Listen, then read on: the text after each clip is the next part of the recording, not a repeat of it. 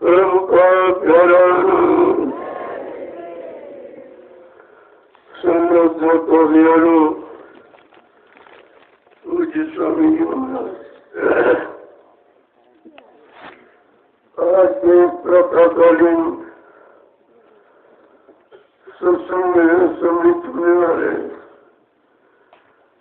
सभी प्रेमीजनों, ये हमेशा ध्यान में रखना चाहिए कि ये काल माया का देश, यहाँ बहुत बचकर संभल कर रहने की, जीने की जरूरत है, क्योंकि ये काल माया ने अपना देश बसाया है।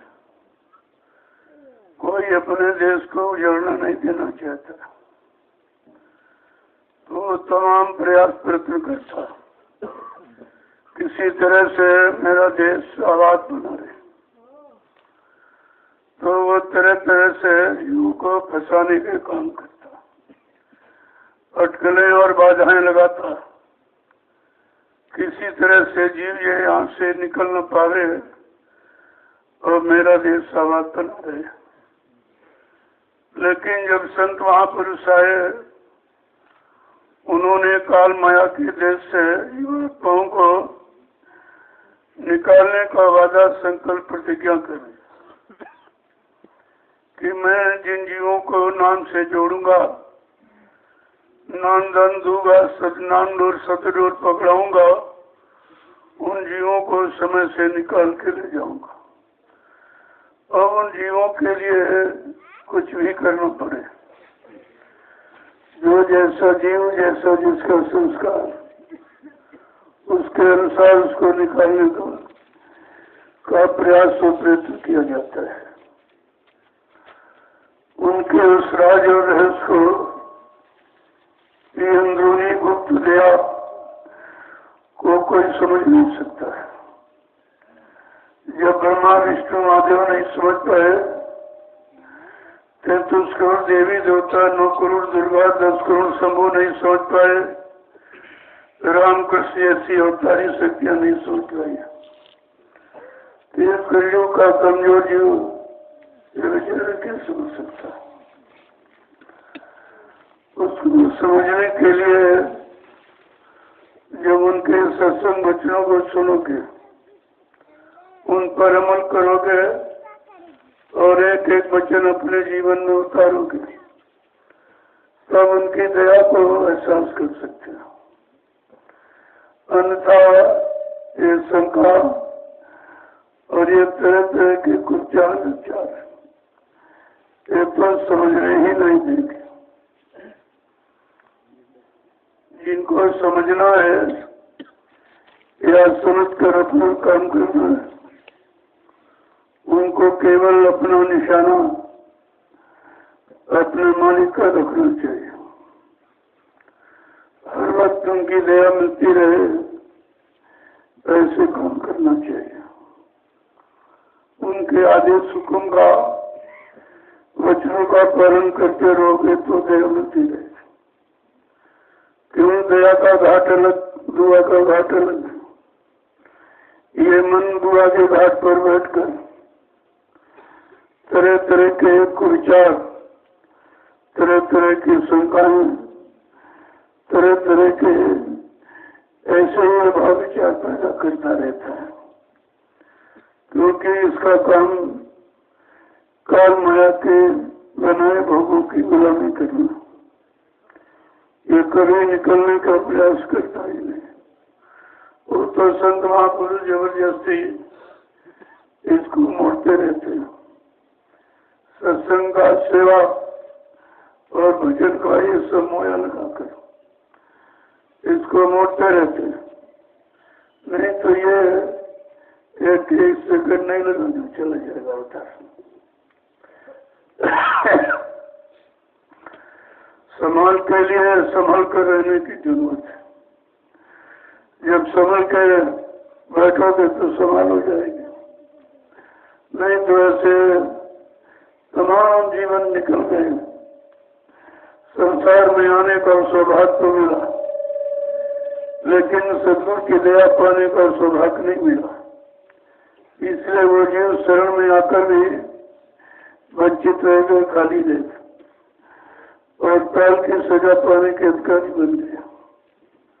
कहने का मतलब ये है, जो दया का वचन उच्चारण किया जा रहा है उसको पकड़ के रखो, जिसको पकड़ना है उसको छोड़ देते हो और जिसको नहीं पकड़ना पकड़े बैठे हो, तो ऐसे तो तुम कभी नहीं निकल पाओगे।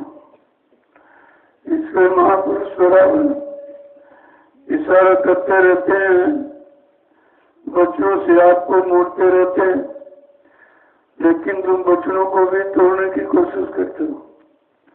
अपने अनुसार अपने मनमुखी विचारधारा में आकर उन बच्चों को अपने तो तरीके से मोड़कर करने की कोशिश करते हैं, सबसे बड़ा अपराध है।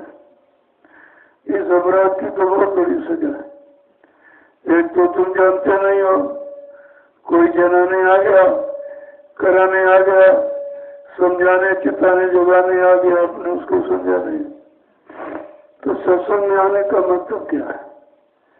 यहाँ आए हो तो अपना निशाना केवल सेवा करो कि जो समय मिल गया है हम सेवा करके अपने पाप कर्मों को उतारेंगे। धीरे धीरे धीरे यही प्रवृत्ति अप्रवृत्ति बनी रही तो आपका काम हो जाएगा। तो सरल सरल तो बात है, लेकिन तुम बच्चों को समझ लो तब तो ये मन तुम्हारा समझने दो तब तो इसलिए इस मन को पकड़ के रखो। जिन्होंने मार बन डाला उन्हीं को सूरमा करो। कोई मार काट हिंसा करने वाला सूरवीर नहीं होता। जिसने अपने शैतान मन को कंट्रोल नियंत्रण में कर लिया और सबका सदैव भूल भ्रम से अलग कर लिया, गुरु के वचनों में समाहित कर दिया, उसको तो निकलने में देर नहीं लगती। इसीलिए महापुरुषों ने समझाने के लिए कहा, और किसी को मारने धमकाने अपमानित करने की कोशिश मत करो, क्योंकि वो एक अपराध है, उसके लिए आपको सजा मिलेगी। आप अपने शैतान मन को ही कंट्रोल नियंत्रण में करने की कोशिश करो। उसके लिए आपको कुछ करना नहीं है। 3 रास्ते आपको बता दिए गए कि सत्संग करो, सेवा करो और भजन करो। ये 3 रास्ते जब करने में उतारोगे तो मन की करनी बदल जाएगी, रहनी कहनी भी बदल जाएगी, इसका सोचना समझना ये सब कुछ बदल जाएगा।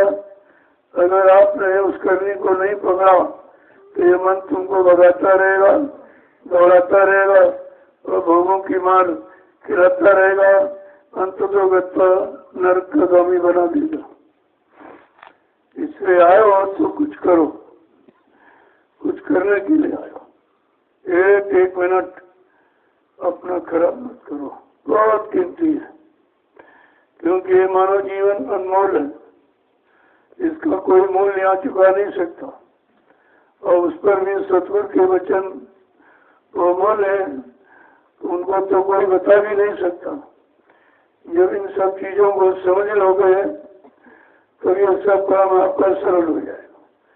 समझना केवल आदेश का पालन करना और विश्वास करके, जब विश्वास करके पालन करोगे तो आपको काम हो जाएगा। जब इधर उधर जाकर था कि तुम दूसरों की तरफ देखते हो, अपनी तरफ देखते नहीं, कभी अपने को समझने की कोशिश नहीं करते हो और अपने को वचनों में जोड़ने की कोशिश नहीं करते, तो फिर ये काम नहीं होगा। वो सब आपको पहले से सिखा पढ़ा दिया गया और निरंतर वचनों के द्वारा वो सब जानकारी आपको दी जाती। इसीलिए कहा, अगर ध्यान करना तो गुरु का करो।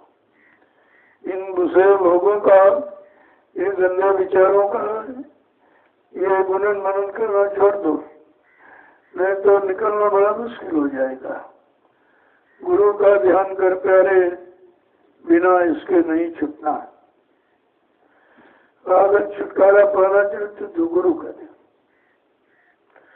बड़ा बैरी मन घट में इसी को जीतना कठिन। सबसे बड़ा जीव का दुश्मन ये मन ही है। यही तो सब कुछ कराता है। ये जीवन का करता धरता है। पर अगर उसकी बात मानते हैं तो ये कभी तुमको निकलने नहीं देगा, चैन से रहने देगा, सुख शांति तुम्हारे में आने नहीं देगा। इसलिए कहा बड़ा बहरी ये मन घट में इसी को जीतना कटना। पढ़ो तुम इसी के पीछे और सभी जतन तजना। कोई अपने आप को शारीरिक इंद्रियों के पूजा पाठ तीर्थ की जरूरत नहीं है। केवल इसी के पीछे पड़ जाओ कि यह शैतान मन हमको कितने युगों से, मुद्दतों से, काल से परेशान कर रहा हो, निकलने नहीं दे रहा। तुम सतगुरु के वचनों को जब मान लोगे, उस पर चल पड़ोगे तो यह शैतान मन शांत हो जाएगी।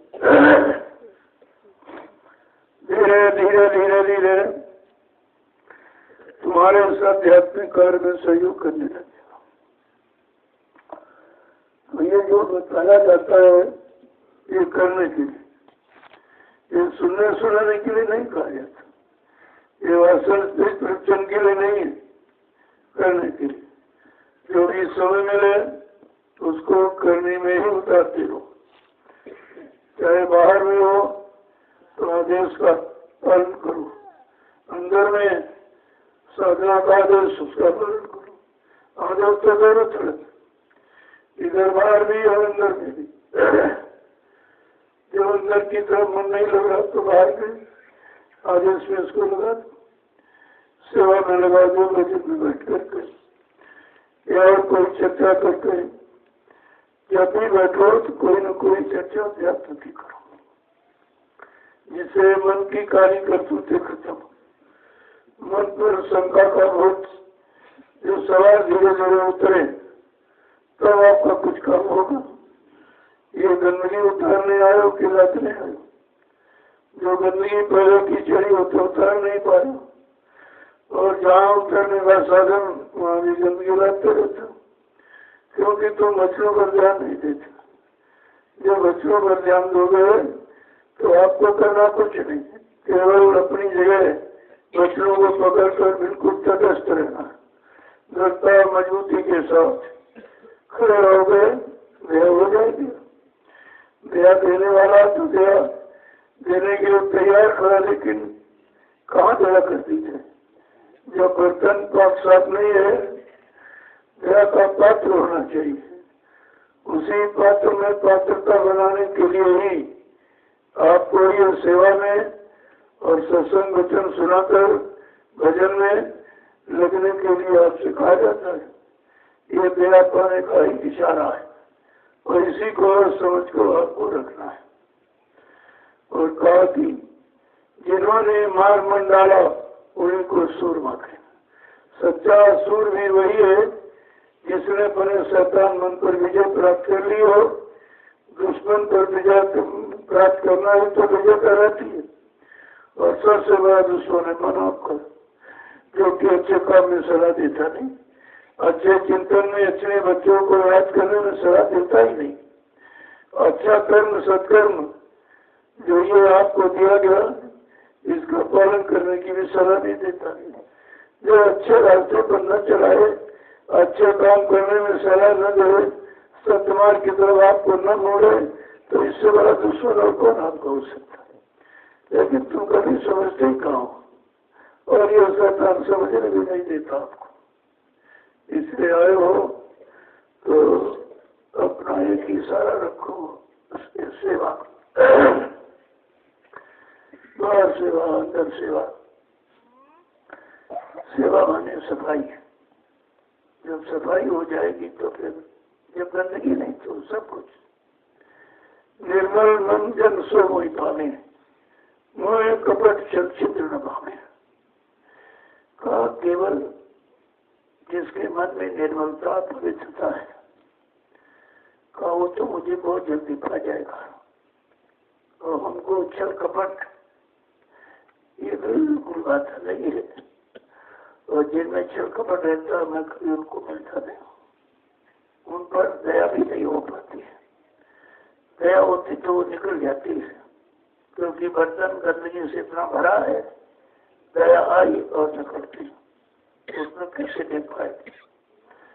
इसलिए महापुरुषों ने समझाने के लिए सब कुछ कहा, कुछ बाकी नहीं रखा, और जो कुछ कहा तुम्हारे शैतान मन को सुधारने के लिए कहा, और तुम उसको समझ नहीं पाते हो, क्योंकि जब शैतान मन की खींचातानी की जाती तो दर्द होता है, तो वो इधर आना नहीं चाहता, इधर मुड़कर देखना भी नहीं चाहता, इधर का बताया करना भी नहीं चाहता है, इसलिए उसको तकलीफ होती है। जैसे जब मछली पकड़ने वाला तालाब में पूरा जाल लगा देता, लेकिन मछली को महसूस नहीं होता। जब धीरे धीरे जाल को समेटता और मछली का जो घूमने फिरने का स्वच्छंद जो मतलब एरिया है वो कम होने लगता है। धीरे धीरे धीरे धीरे एकदम समेट कर जाल के अंदर कर, तब उसको महसूस होता मैं कहीं फंस गई हूँ, मुझे किसी ने फंस लिया है। ऐसे अभी तो मन की घेराघारी हो रही है, किसी तरह से शैतान मन ये परमार्थ में लग जाए, अपने निजी स्वार्थ जो भोगों का है, जिसमें गंदगी है, जिसको करने से काल माया की जाल से कभी निकलना नहीं होगा, उसको धीरे धीरे समेटने का काम महापुरुष करते हैं, और तुम उनकी दया को समझ नहीं पाते हो। कहने का मतलब है जब निरंतर वचनों में लगे रहोगे, वचन ही बचाने का काम कर सकते हैं, और यहाँ तुम किसी तरह बच नहीं सकते हो। जब ऋषि मुनि नहीं बच पाए, योगी योगेश्वर नहीं बच पाए, तो तुम कौन से? तुम्हारे अंदर तो कुछ भी नहीं है, कुछ भी नहीं, गंदगी के सिवा कुछ नहीं। अब ऐसे गंदगी ऊपर दया हो रही है, कम है।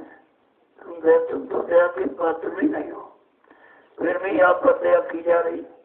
चलो किसी तरह से निकल चले अपने घर पहुंच जाए तो सुकून शांति मिल जाए, आनंद की प्राप्ति हो जाए, सच्चा अनुभव हो जाए, तो फिर इधर कभी नहीं आएगा। और कहा फिर ऐसी कभी दया की भी नहीं जाएगी, इनको कोई जबरदस्ती इधर ले जाए। वो तो एक बार मौज हुई, इसको अनुभव एक्सपीरियंस ये सब जानकारी करने कराने के लिए इधर उतार दिया गया था। अब ये यहाँ आके बस गई है, इसीलिए तो कहा कि अपना साथी का चुनाव अच्छा करो, जिससे तुम्हारी तरक्की हो, जिससे तुम्हारे में सुधार, सबका समाधान हिस्सा हो जाए, ऐसे में चुनाव करो। अब तुमको मिल भी गया, तुम उसका आदेश का पालन नहीं करते हो। जब उनको पहचान नहीं पाओगे तो काम कैसे करोगे? काम कराने वाले की पहचान होनी चाहिए। ऐसे तो बहुत लोग हम कर देंगे, लेकिन करने वाला ये कभी नहीं कहता हम करते, तो उसको तो करना ही, उससे कहना नहीं है, उसको तो करके दिखाना है। तभी तो सच्चा कर्म करने वाला कभी ये नहीं कहता कि मैं ऐसा करूंगा। अगर ये कहने लगे कि ऐसा करूंगा तो समझ लो बहुत बड़ी दया करने जा रहे हैं। जो जीवों के लिए ऐलान कर रहे हैं कि चलो ऐसा काम हो रहा, तुम्हारा ऐसा हो जाएगा, तुम धीरे से संभलने की कोशिश करो। आ गए हो दरबार में तो कुछ करो, कुछ लो कुछ छोड़ो, तभी धीरे से काम बन जाएगा। कुछ छोड़ते रहो, कुछ पकड़ते रहो, अच्छाई को पकड़ो और बुराइयों को छोड़ दो। जब बुराई तुम्हारे से निकल जाएगी तो पाक साफ हो जाओ। फिर तुम्हें करने क्या, केवल बुराइयों को छोड़ना, गंदगी से अलग होना और सच्चाई और सच्चे मार्ग पर चलना, इसीलिए आप यहाँ पर आए हो। तो ये सेवा का लक्ष्य निशाना इसीलिए बनाया गया कि जीव और तो कुछ नहीं कर सकता, और ये ऐसी परमार्थी सेवा है जिससे आगे आने वाले भविष्य में करोड़ों लोगों का लाभ है। वो करोड़ों लोग तुम्हारी सेवा से लाभ पाएंगे तो तुमको कितना बड़ा बेनिफिट मिलेगा। कितना बड़ा आपको लाभ मिलेगा, ये समझकर इस सेवा में आपको चौकसी से रहना चाहिए। कोई करे न करे, इस पर आपको नहीं, तुम्हें करना है। अब किसी के कर्म कम होंगे तो उसके अंदर नहीं भाव बन रहा करने का, किसी के ज्यादा हो बेचारा लगा वो अपना उतार रहा है।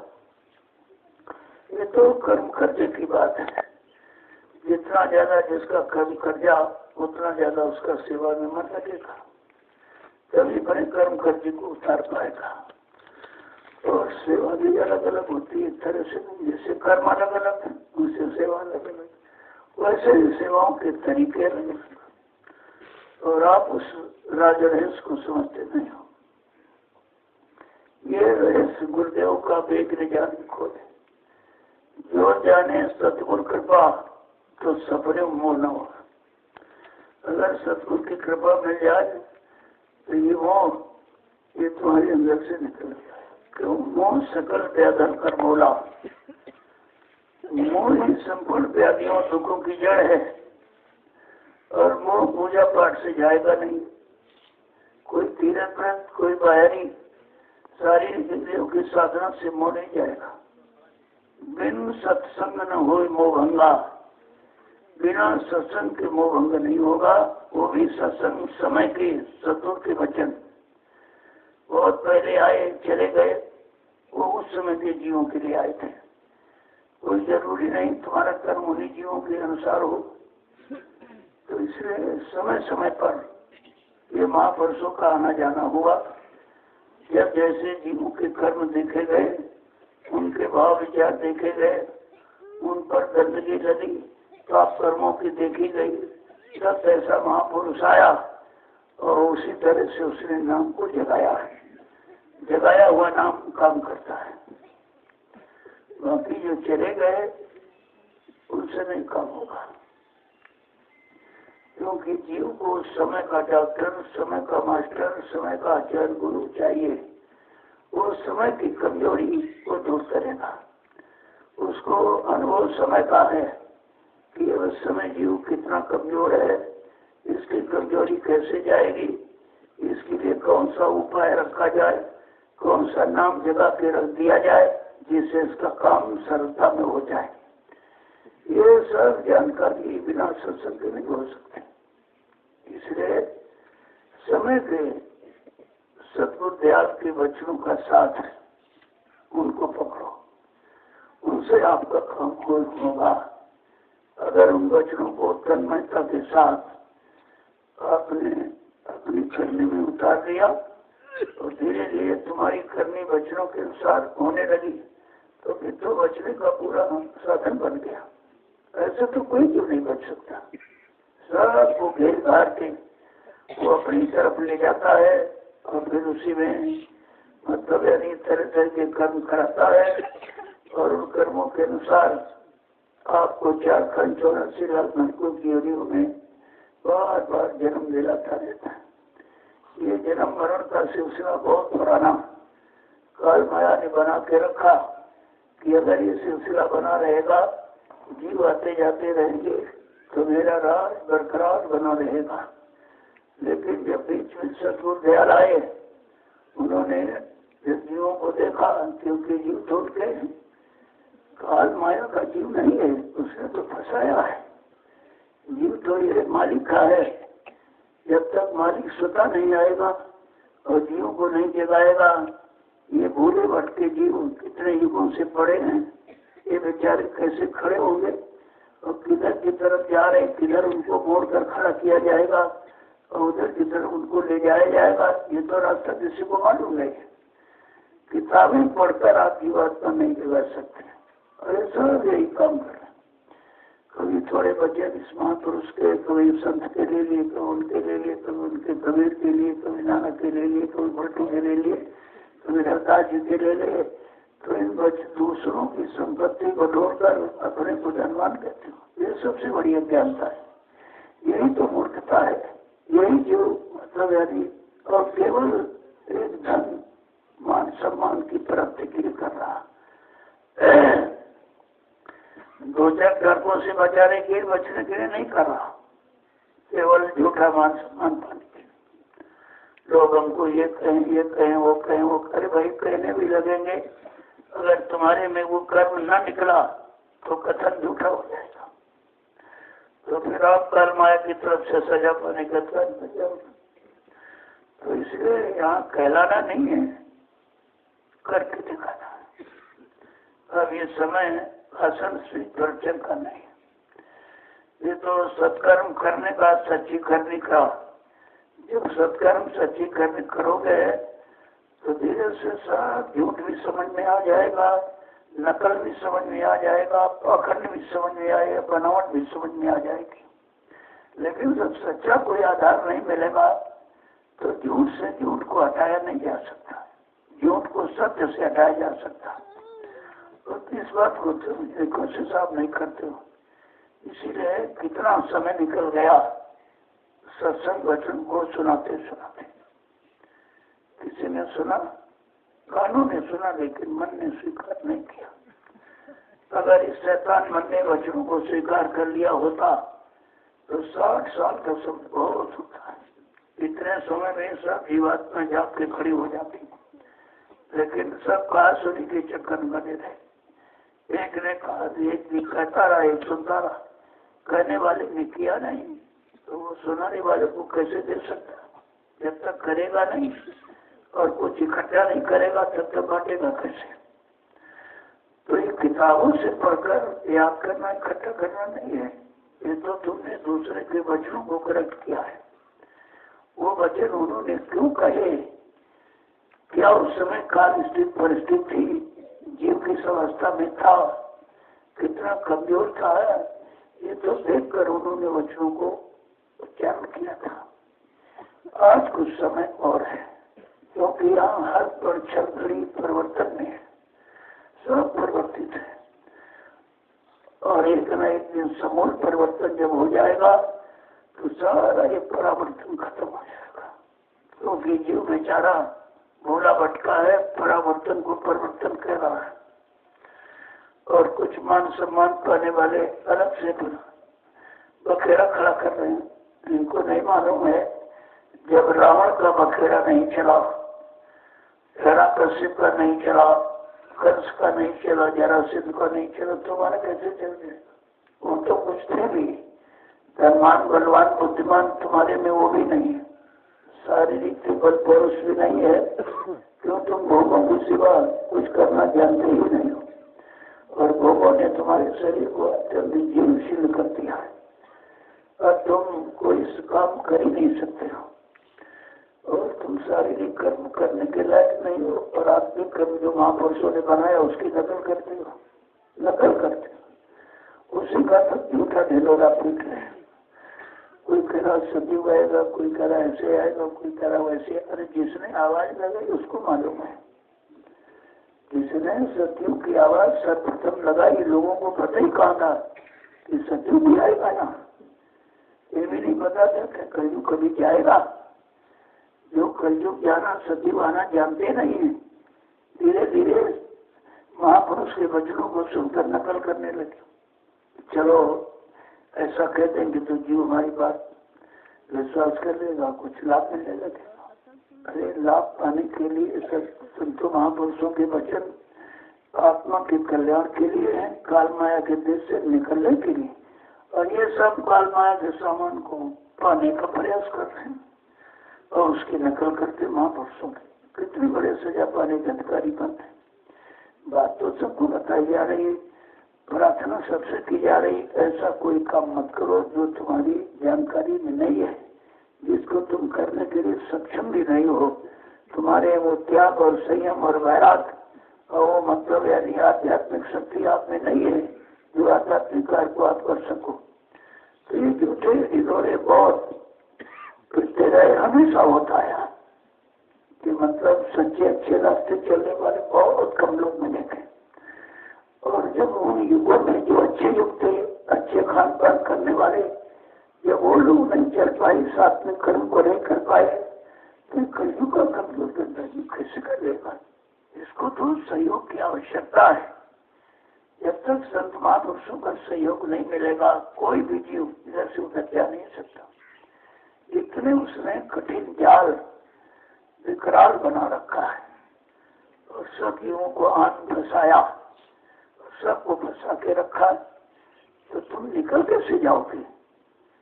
जब बड़े बड़े नहीं निकल पाए तो तुम कैसे निकल पाओ? तुम्हारा तो निकलने कोई मतलब ही नहीं है।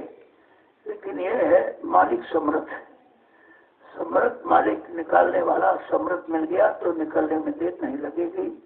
और तुम जब कि उसके वचनों को मानोगे, आदेशों का पालन, छोटे छोटे आदेश पालन नहीं कर पाते, छोटी छोटी शंकाओं से नहीं बच पा रहे हो, तो फिर ये बड़ा काम इतना पर आत्मा जगने का परमात्मा मिले, ये कैसे कर लो? ये तो बहुत कठिन है। पहले इधर छोड़ो उधर पकड़ो, तब कुछ काम बनने की बात सोचो कि हम उधर से हटे हैं इधर डटे और पकड़ कर खड़े हुए, तब तो हो सकता कि आपका कुछ काम हो जाए। अभी उधर ही पड़े हो और सारा बोर पड़े हो और निरंतर उसी का चिंतन करते हो, उन्हीं में शंका संदेह बोल भ्रम क्या करते हो, उसी में सारा समय तुम्हारा जा रहा है। तुम तो सजा पाने के अधिकारी बन रहे हो। जय गुरुदेव, जय गुरुदेव, जय गुरुदेव, जय गुरुदेव। नाम किसका? इस बात को सोचना चाहिए। हम सब कलयुग के जीवों के लिए प्रभु का सच्चा नाम जय गुरुदेव। और जितने नाम आपको सिखाए बताए सुनाए गए वो प्रभु के नहीं थे। प्रभु के बहुत नीचे के लोग में जो शक्तियां थी उनको वो नाम देकर भेजा कि जाओ तुम समाज देश का काम करो। लेकिन प्रभु अनामी महाप्रभु धाम है, इसके आगे भी कोई धाम नहीं। और यहाँ सत्य लोग तक की चर्चा ही की गई, क्योंकि सत्य लोग से संत आते जाते रहते। लेकिन आज संत नहीं परम संत आया होगा और वो अनामी धाम से आया है और अनामी धाम में ही प्रभु बैठा हुआ है। और जब वो प्रभु अपने प्रभु नाम को लेकर, प्रभु नाम का मतलब सारी शक्ति सामर्थ्य से भरा नाम, सबके उद्धार करने वाला नाम, सबके पाप कर्मों को मिटाने वाला नाम, सबकी जीवात्मा को जगाकर परमात्मा से मिलाने वाला नाम, सारी जीवात्माओं को काल माया के देश से निकालकर उनके सत्य देश पहुंचाने वाला नाम, ऐसा नाम लेकर के जब स्वयं अनामी महाप्रभु इस मृत्युलोक मंडल पर मानव शरीर में आए कि चलो अपनी जीवात्मा को लेके आए, क्योंकि अपने बच्चों को सबकी चिंता होती। हर माँ बाप को अपने बच्चों, पड़ोसी को तो चिंता होती नहीं, चाहे सुख में रहे चाहे दुख में रहे, बल्कि पड़ोसी तो सुख में जलता है।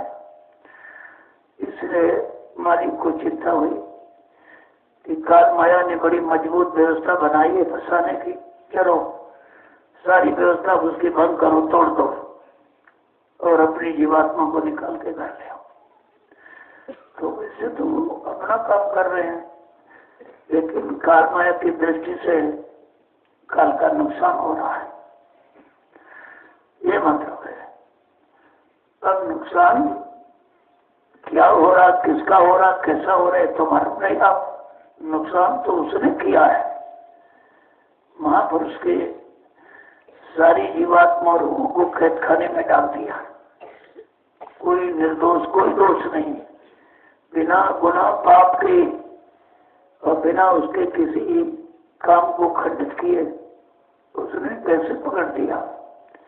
अपराधी तो वो है जिसने निर्पराध को अपराधी बनाकर अपने कर्मों के जाल में बंद किया है। तो वो अपनी जीवात्माओं को निकाल ले आए और निकाल के ले जाएंगे, उसमें ये कुछ नहीं कर सकता। कोशिश तो उसने बहुत किया, पूछा भी हुए मैंने, आप ऐसे कैसे कर रहे हो कि हम जीवात्माओं को ले जाएंगे। मैंने कितना कठोर तप किया है, कठोर साधना आराधना मैंने सत्पुरुष की किया, उन्होंने खुश होकर हमको यो मस्त कह के वरदान दे दिया। जीवात्माओं का ये भंडार मैं मतलब तपस्या करके मैं नहीं पाया, ऐसे नहीं ले आया। कहा ठीक हो तो तुम ठीक कहते हो, यो मस्त कह दिया, लेकिन उन्होंने ये भी तुमसे कहा था कि मेरा एक संत सूरत बोध मृत्युलोक मंडल पर आता जाता रहेगा, वो अपनी रूहों जीवात्माओं को जगा कर घर पहुंचाता रहेगा, तुम उसमें कोई दखलंदाजी नहीं करोगे। कहा हाँ ये तो कहा था, कभी तो वही तो काम हो रहा। तो मतलब कहने का ये है, ये काम सृष्टि में किसी ने कभी किया नहीं। जगाने का काम तो बहुत संतों ने किया, लेकिन घर पहुंचाने का वादा ये किसी ने नहीं किया। सच्ची बात तो ये है, और तुमको घर जाने की बात पकड़नी चाहिए। अब तुम जगाने वालों की बात पकड़े हो कि कबीर साहब ने जगाया, नानक जी ने जगाया, पलटू साहब ने जगाया, और चरणदास, नवादास, रविदास बहुत से महापुरुष आए, उन्होंने जगाने का, क्योंकि जितना अधिकार जिसको सत्पुरुष देता उतना ही काम कर सकता। ये सत्पुरुष के अधीन है, लेकिन परम संत मालिक किसी के अधीन नहीं है। वो अपनी मौज मर्जी से आते, अपनी इच्छा से, और जितना भी काम है रूहों जीवात्माओं का अपनी इच्छा से करके उसको घर ले जाते। इसमें कोई रोका टोकी नहीं कर सकता। और आपको विचार करना चाहिए कितना बड़ा काम, कितने युगों का भूला बिछड़ा काम आज हमारा पूरा होने जा रहा। कितनी खुशी होनी चाहिए, इससे बड़ी और कोई खुशी नहीं है। जो खुशी किसी ने दी ही नहीं है, जो खुशी जिसको आत्मिक आनंद परमानंद कहते हैं, उसको पाने की किसी ने बताई ही नहीं, क्योंकि किसी को वो आत्म सुख मिला ही नहीं। न ब्रह्मा को, न विष्णु को, न महादेव को, न राम कृष्ण। जब किसी को मिला नहीं तो बेचारे बयान कैसे करते हो। और आज ये आत्मिक आनंद पाने का अवसर है, घड़ी है, इससे आपको भुलाना नहीं चाहिए, इससे अलग होना नहीं चाहिए। जबकि ये आनंद पाने के लिए लोगों ने कितना प्रयास किया है, लेकिन आनंद दाता जब आया नहीं था तो ये आनंद देता कौन? अब आनंद दाता स्वतः आया हुआ है, जिसको लोगों ने पहचान ही नहीं पाया, जिसके काम भूमिका को लोग समझ नहीं पाए, जिसके परिवर्तन की आवाज को लोग पहचान नहीं पाए। तो जब किसी तरह से जानकारी कर ही नहीं पाए तो बेचारा उसे सब उनसे अलग हो गए और मिलने वाले लाभ से भी वंचित हो गए। जो दया का एक भंडार लेके आए, जो यहाँ कोई दया का भंडार, साफ दुआ का भंडार लेके आए, लोगों को राजपाट, धन दौलत, मान सम्मान, सामान, पद पत्नी, बाल बच्चे सब दिलाए, लेकिन आत्मिक आनंद नहीं दिलाया, आत्मा को नहीं जगाया, परमात्मा से नहीं मिलाया, घर नहीं पहुंचाया, वो तो बेचारी रोती रही। जैसे सपोज आप यहाँ पर आए हुए हो, यहाँ हम कितनी फैसिलिटी अवेलेबल कराते हैं, कितनी सुविधाएं आपको दे दें, लेकिन बार बार तुम्हारा मन घर की तरफ जाएगा, घर चले घर चले घर चले, ये बिगड़ रहा है, होगा वो ऐसा हो रहा, वो ऐसा हो रहा। क्योंकि सच्चा सुख अपने घर में ही मिलता है, भले टूटी फूटी झोपड़ी हो। इसी तरह सच्चा आनंद आत्मा को अपने घर आरामी धाम में ही मिलेगा। इसके पहले किसी लोक में, किसी मंडलावर्ती के शरीर में चली जाए, वहाँ का राज वैभव भोग सकती है, लेकिन आत्मा का आनंद नहीं मिल सकता। कितनी बड़ी दौलत, कितनी बड़ी चीज आपको देने के लिए महापुरुष आए और कहते तुम थोड़ा सा विश्वास कर लो, मेरे वचनों को मान लो और सच्चाई से अपनी जगह खड़े रहो, मन को इधर उधर मत भटकाओ, तो ये सब आपको काम हो जाएगा। क्योंकि जो करने आया वो छोड़ेगा किसी को नहीं। कहा जितनों को मैंने नाम दाम दिया मैं सबको दे दूंगा। अरे उसके लिए मुझे कोई लीला, कोई खेल, कोई करिश्मा, कोई आधार बनाना पड़े, उसके बाद एक अलग, वो तो उनकी व्यवस्था है, आपके उसमें कुछ नहीं। आपको तो ये सोचना हमको मैंने घर जाना, बस इतना पक्का विश्वास हो जाए और घर जाने के लिए हमको कुछ भी करना पड़े हम सब तैयार हैं और शक्ति आपको देनी है, ये भी कहना है। क्योंकि जीव में स्वतः शक्ति नहीं है कि खुद वो खड़ा हो जाए घर की तरफ चल पाए। पहली बात तो खड़े होने की शक्ति नहीं, दूसरी बात घर जाने का रास्ता नहीं मालूम, उस रास्ता कैसे कैसे किन किन मुकाम मंडलों से होके जाता ये भी नहीं मालूम। इसलिए कहा कि सच्चा सदगुरु भेद रखा गया। कहा सच्चा सदगुरु मिल जाएगा तो भेद बता देगा, और ये भी नहीं हाथ पकड़ के घर पहुंचावे, मतलब तुमको पकड़ करके घर पहुंचाएगा तब तक का तुम्हारा पीछा नहीं छोड़ेगा। फिर ऐसा हमदर्दी कहाँ रखा, वहां मिल जाएगा हमको। बातें तुम्हारी समझ में नहीं आती, इतना सरल कर दिया गया तो तुम्हें करना ही क्या? फिर अपना मन क्यों खराब करते रहते हो, क्यों इधर उधर भटकाते अटकाते, क्यों किसी की तरफ देखते रहते हो? अरे भी तुमको अपना निशाना पक्का रखना चाहिए। जय गुरुदेव, जय गुरुदेव, जय गुरुदेव, जय गुरुदेव नाम किसका, जय गुरुदेव नाम किसका, प्रभु का प्यारा नाम। अब आप लोग खड़े हो जाओ।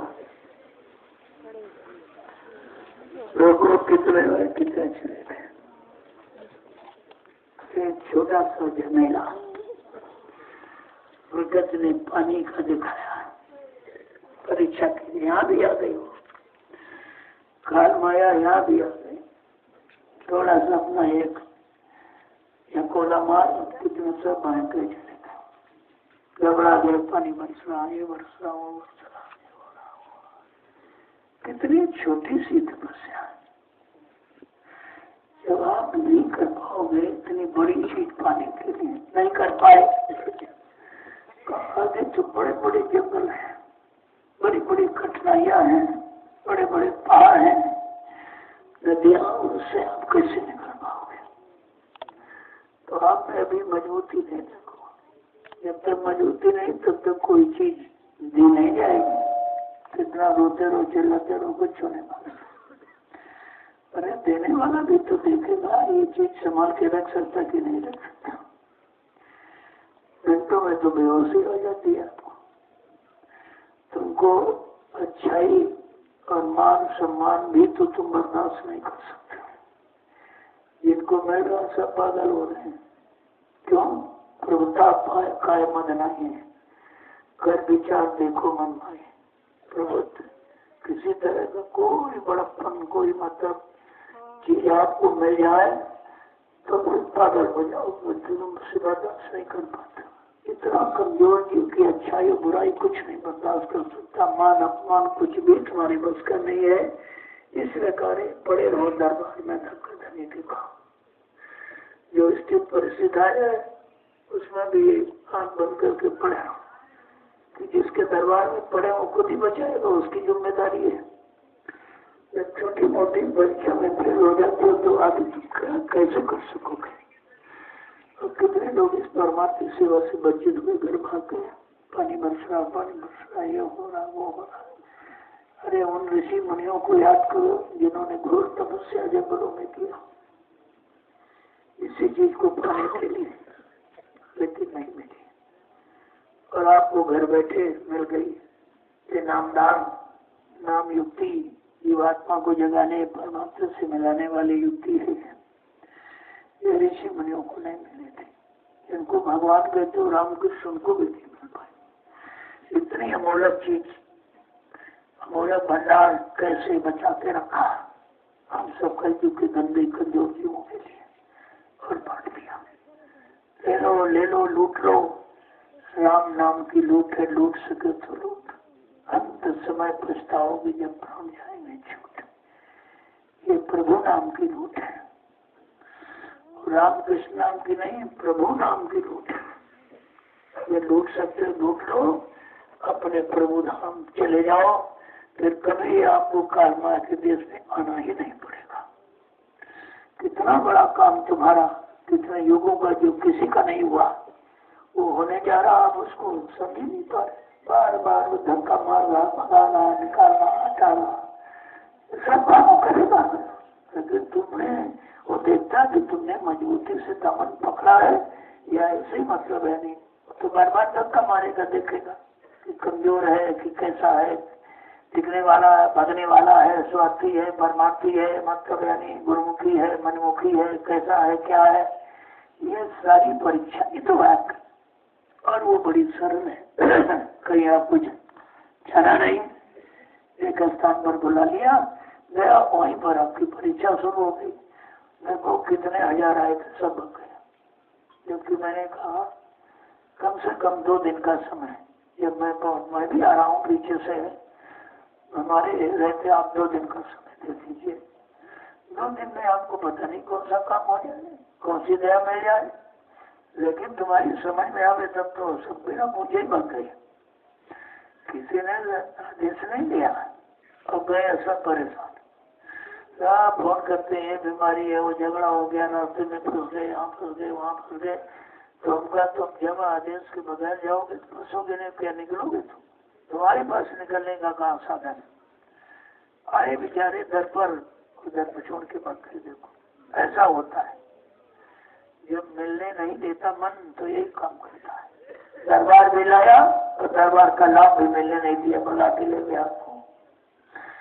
अब ये इतने पड़े हुए हैं, मथुरा में बहुत से लोग आए ऐसे बिना आदेश के भागे। तो कहा था कि रुको बच्चा, 2 तरह के कुत्ते होते हैं।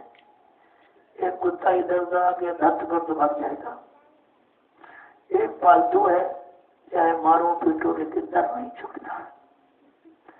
कहा ये कीड़े बगेड़े वाले भग गए, अब ये पड़े हैं, इन पर कुछ भी कहा जाए किया जाए, इधर छोड़ने वाले नहीं, तो ये दया पाने के अधिकारी है। बड़े रो दरबार में, जो दरबार में पड़ा रहेगा, खड़ा रहेगा, अड़ा रहेगा, वो तो पाने का हकदार है ही।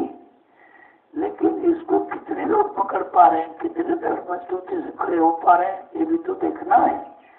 यहाँ कुछ देर नहीं है, सब कुछ सामान बना रखा है।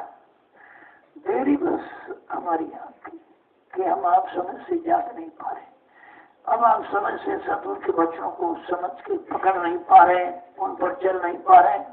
कहा था बच्चा, मैंने परिवर्तन का पूरा मसाला बना दिया और ये दिन तुमको इस काबिल देखूंगा, सौंप दूंगा। कितना समय निकल गया दूरदर्शी पर, कितना समय निकल गया भूम ज्योति की स्थापना, कितना समय निकल गया जय बुद्ध नाम के प्रचार का, कितना समय निकल गया नामदान देने का। आपने कौन सी चीज समझी? न तो नामदान पकड़ के रखा है, न सच्चाई से उसकी आपने कमाई की है, न दूरदर्शी व्यवस्था को किसी ने जान पाया, न भूम ज्योतिष संगठन को कष्टकारों ने समझ पाया। जब कोई समझ नहीं पाए अपने आधार को, अपनी भूमिका को, और ले भी नहीं पाए, तो ये बचाओ इनका काम कैसे होगा? इसका मतलब और परेशान होंगे तब ये समझेंगे, ऐसे नहीं समझेंगे। बगैर काल की मार लगाए कोई दयाल की शरण में आ ही नहीं सकता। इसीलिए कहा काल रचा हम सोच समझ के, बिना काल नहीं खोम जीव के। अगर काल न हो तो दयाल की शरण में कोई आएगा ही नहीं। ये काल की दया समझो, जो तरह तरह की मार लगाता है, बीमारियों की, झगड़ों की, झंझटों की में फंसा दिया, उनमें झूठा फंसा दिया, ऐसा तब तुम इस दरबार में आते हो, ऐसे यहाँ कोई नहीं आता। तो बात को समझिए आपने। जय गुरुदेव, जय गुरुदेव, जय गुरुदेव, जय गुरुदेव, जय गुरुदेव, जय गुरुदेव। अभी आप अंतरराष्ट्रीय कार्यक्रम के आए हो करके उत्तर प्रदेश की राजधानी लखनऊ में आपने देखा कितना बड़ा जमघट है। इसका शोर शराबा सारे हिंदुस्तान में फैल गया। एक बहुत बड़ा धमाका लोगों के हृदय पर हुआ, मस्तिष्क पर हुआ। लोग सोचने के लिए विवश हुए। ये वैचारिक क्रांति का सबसे बड़ा धमाका है कि लोग सोचने विचारने के लिए मजबूर हो रहे हैं कि आखिरकार बात क्या है, ऐसा क्यों हो रहा है।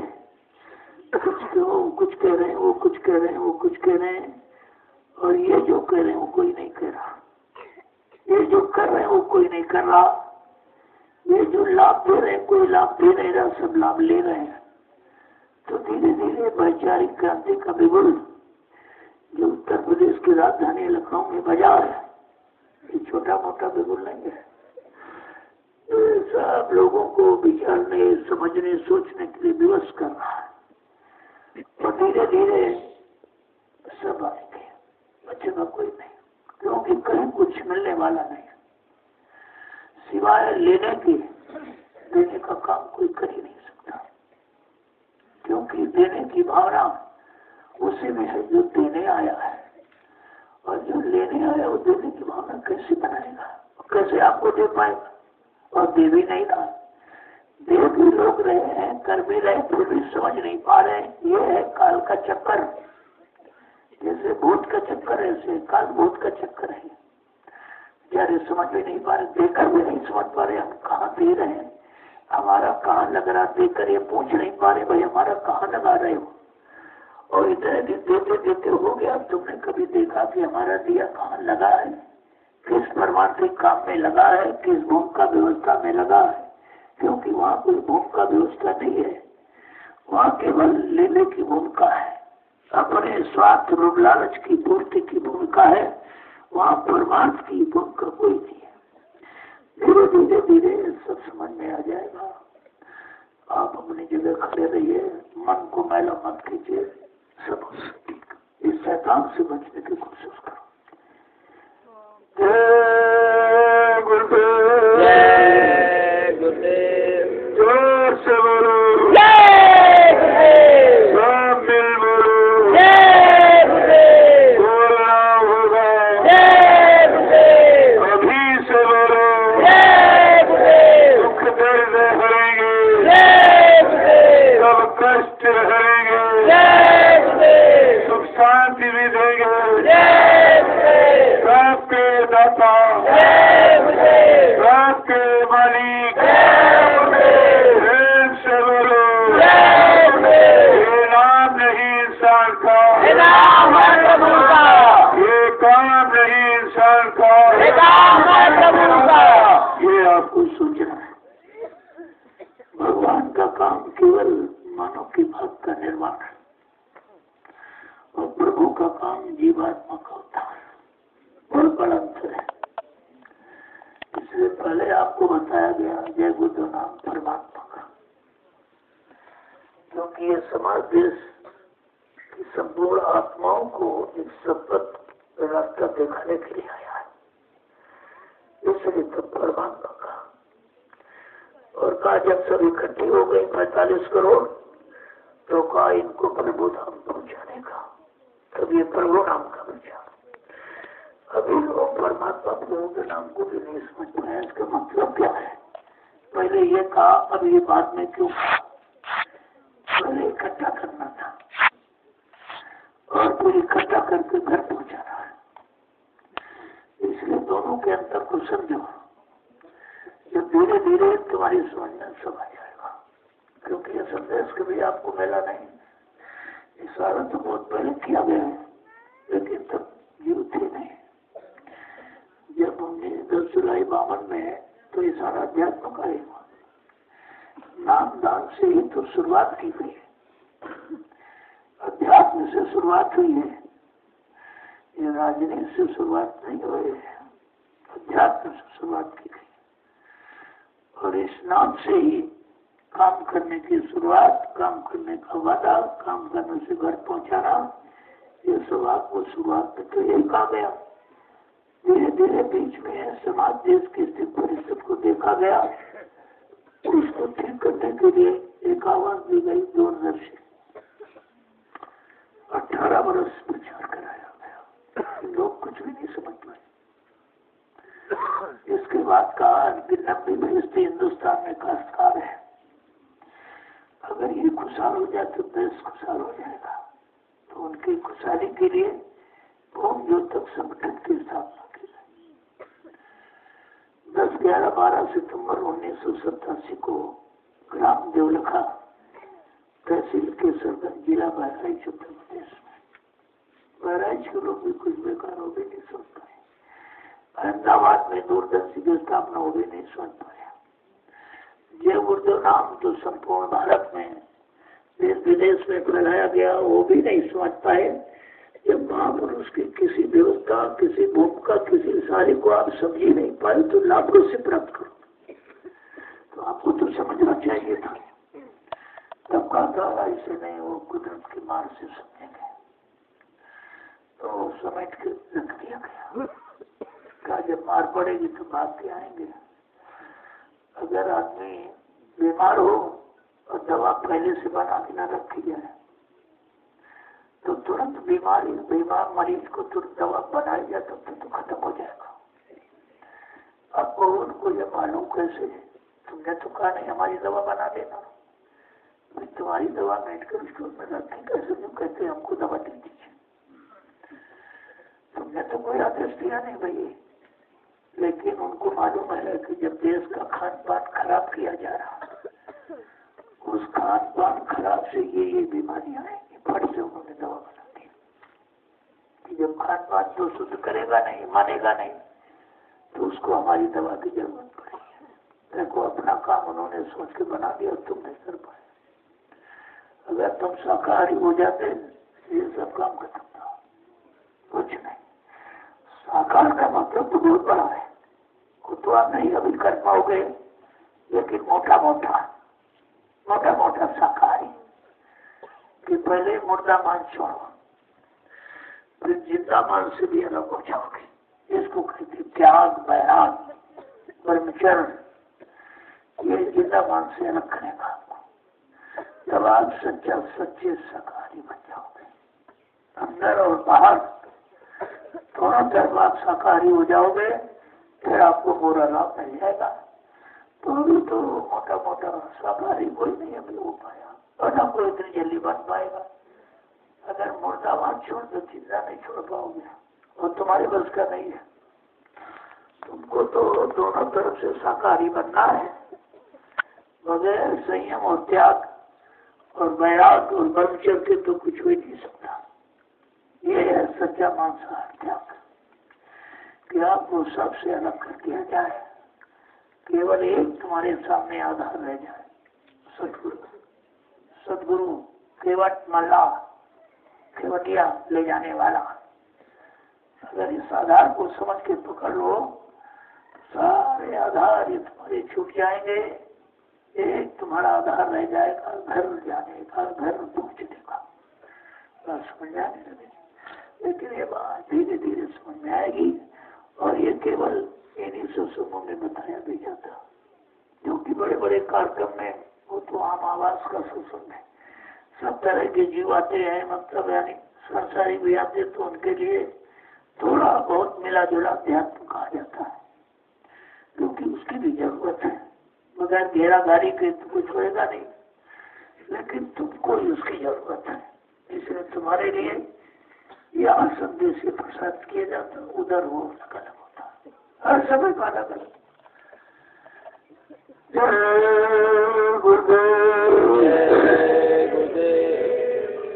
हमेशा बच्चों का निशाना रखो, अब आप सेवा के लिए जाओ, सेवा में लग जाओ धीरे धीरे। अब देखो कम हो गए लोग, तो आपको ज्यादा सेवा मिलेगी, भीड़ भाड़ में कम हो पाते, अब थोड़े लोग रह गए, अच्छा है। और आप चलिए भंडारे वाले, इनके लिए प्रसाद तैयार करो, इनको वहीं पहुंचाओ जहाँ काम करते हैं। मैं भी बीच में आपको प्रसाद देने आ जाता हूँ, शाम को सबको देता हूँ। प्रसाद तो आपको मिल ही रहा है, काम आपका हो ही रहा है, लेकिन उस गुप्त काम को आप समझ नहीं पा रहे हो, और समझना भी ठीक नहीं। समझ जाओगे तो अहंकार आ जाएगा, हमारा तो हो ही गया, हमें क्या जरूरत है, हमें फिर से भाग जाओगे यहाँ से। मेरी बात को समझिए, आप अपने काम में लगे रहो। तुम कादेश कुरेश माफलेश कदाचन, तुम कार्य को करो, फल की चाहना छोड़ दो उस पर, देने वाले पर। जो देने आए वो तो देगा ही, और ये फल तो कोई दे नहीं सकता। जो कृष्ण ने कहा था वो तो उनका सांसारिक लाभ का फल था, और लेकिन सद्गुरु दयाल का ऐलान परमार्थी लाभ का है, जीवात्मा के कल्याण का। ये लाभ तो संसार में न दिखाया जा सकता, न किसी को खोल के कहा जा सकता है। ये तो अंदरूनी राज है, करते रहोगे पाते रहोगे, करते रहोगे पाते रहोगे, धीरे धीरे सब काम हो जाएगा। आपको कहीं भटकने की जरूरत अब नहीं है। सच्चा दरबार मिल गया, बन गया, तैयार होने जा रहा, जो सारे विश्व को समझे सकेगा। ऐसी मालिक की मौज है। जय गुरुदेव। अब आप अपने बड़े सेवा में लोगों, देखो मौसम ठीक है, सेवा का समय मिल गया, अच्छा सा आप करते रहिए, धीरे धीरे काम आपका पूरा हो जाए, और फिर आपकी व्यवस्था रहने की बना दी जाए कि आपको यहाँ तकलीफ है। मैं देखता हूँ, समझ रहा हूँ, ऐसा नहीं है, लेकिन ये थोड़ी जगह और हो जाए तो आपका एक आवास बना दिया जाए। अब ऐसी व्यवस्था मजबूत हो जाए, सर्दी गर्मी बरसात को भी उसका कोई असर गलत प्रभाव तुम्हारी पर न पड़ेगा। ऐसा नहीं है, लेकिन कितनी जल्दी काम हुआ इसको जो 60 साल में नहीं कर पाए तो आपका 3 महीने में हो गया, और इसी तरह आप लगे रहे, ये सब काम बहुत जल्दी हो जाएगा। किसी काम को करने के लिए कुछ थोड़ी बहुत परेशानी साल करो, बर्दाश्त करने की आदत डालो। चलो सब लोग सामुदायिक में लेंगे आपसे, मैं तो 5 बजे पहुंच जाता हूँ और 3 घंटे खड़ा रहता हूँ आपके। देखता रहे भाई कौन सेवा कर रहा, किसने कितनी की है, कैसी की है, दिखावट में कर रहा कि मतलब ऐसा करता रहता। देखो जब हम ना तब करो तो ज्यादा अच्छा, हम सामने हैं तब तो वो बातें बना करो, पीछे करो। पीछे की सेवा बुद्ध सेवा मानी जाती है, इसलिए ऐसा नहीं है। आप लोग चलिए, मैं भी आऊँगा, आपका दर्शन करूँगा, आपको साथ दूँगा। तब तक बीच बीच में भी आपको कुछ न कुछ भेजता रहता हूँ, इनको कुछ गुड़ देता हूँ, थोड़ा ठंडी का मौसम आ जाए। गुड़ से तमाम तरह की बीमारियां जाती हैं, पेट संबंधी, और ये थकावट को दूर करता है। और शाम को आपको थोड़ा सा दूसरा प्रसाद मिल जाता कि आपको खुशी हो जाती, भाई हमको मिल गया। अब आप चलिए।